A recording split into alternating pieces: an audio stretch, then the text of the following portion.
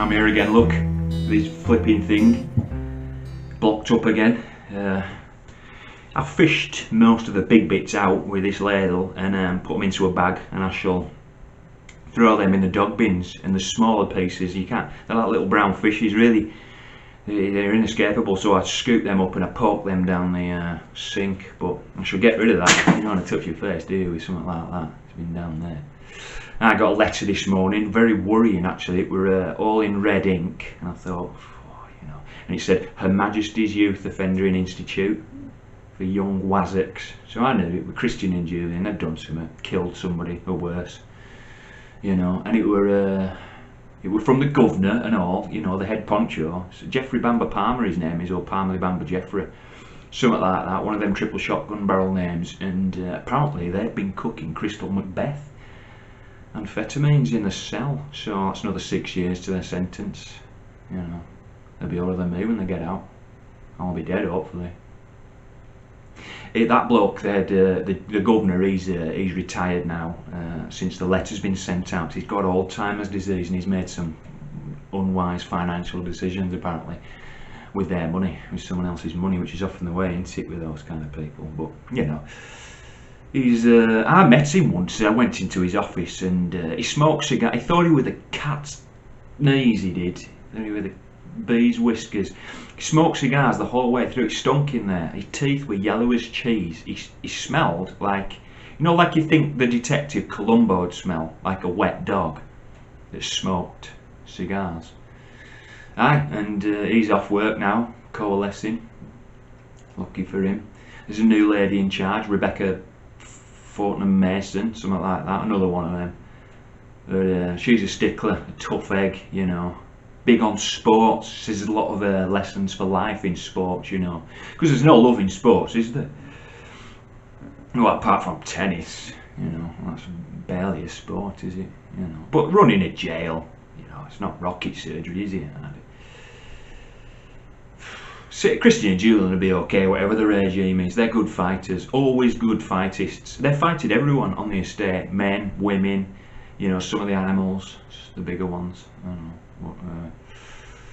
Must be one of the top skills, you know, in jail, fighting, you know. Or maybe it's second. I suppose first is to be able to cook up batches of intoxicants in carrier bags, and potato peelings and, you know, Twix wrappers and that, but you know, it's up there, isn't it? Useful skill. An egg in the basket, you know.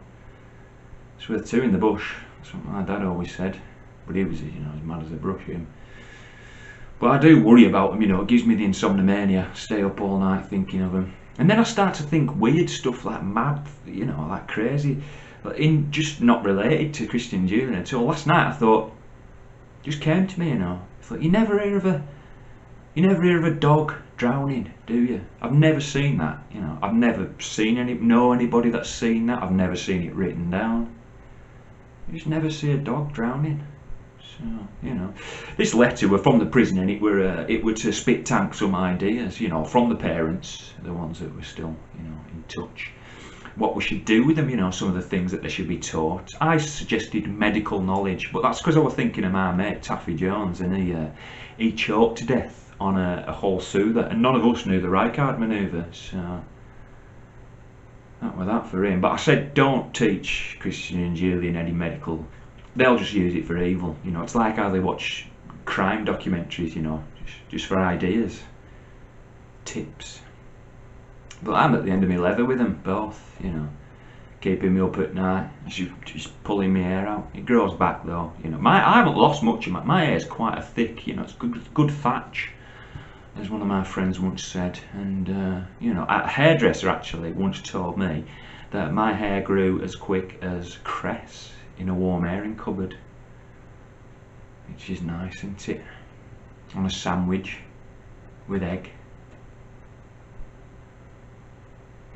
Cress, not hair, obviously. Yeah, the hairdresser, my new hairdresser Caris, her husband ran off recently. Well, he disappeared anyway. They dragged the lake because they thought he'd been, you know, topped his son. But all they come up with was a couple of trolleys from the supermarket, an old Zanussi fridge, and the weather vane off the top of the old post office on Rotherham Road. We've been wondering where it had gone, and the tatters have had that by now. That'll be recycled, probably in China by now. Made into lead-based toys to sell back to us to kill, you know, children at Christmas, something like that. That's what I read anyway. I keep out of it, mate. But I think he's told me before. He's got some wild ideas. He's a bit of a protester, you know. He said he might run off one day and go and live in a commune, you know, squat in a kibbutz. Well, he said to me he had a criminal record for being an anarchist, throwing a Molotov cocktail at a protest. But we later found out that he'd threw a Starbucks Frappuccino at one of the floats on the Christmas parade. So it's hardly nihilism, isn't it? You know. But said he's going to leave to find the answer. Said you best think of a bloody question before you go, then, you soft sod. But you know, one good thing out of it is he gave me. I think it was from a charity shop. It were wiped down. It were a framed, not plexiglass, not real glass, like framed poem in cross stitch, and it was good, and it was a good poem. It were "If" by Rudolph Kipling, you know, before he went into cakes, which is probably more money if you think about it.